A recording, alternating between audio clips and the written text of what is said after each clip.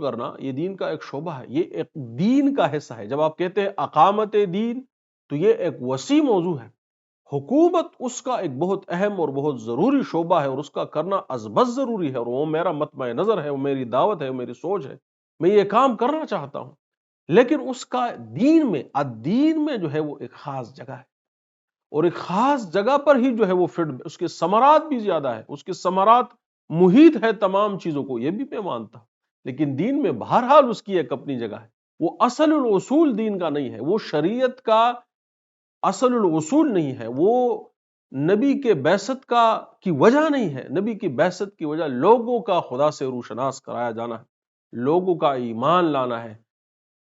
اس ہدایت کی طرف لوگوں کو بلانا ہے کہ جو اللہ نے آدم علیہ السلام کو تخلیق کیا تو کہا کہ میں تمہاری طرف ہدایت بھیجوں گا، جو اس ہدایت کو قبول کرے گا وہ میرے پاس واپس آئے گا اس حالت میں کہ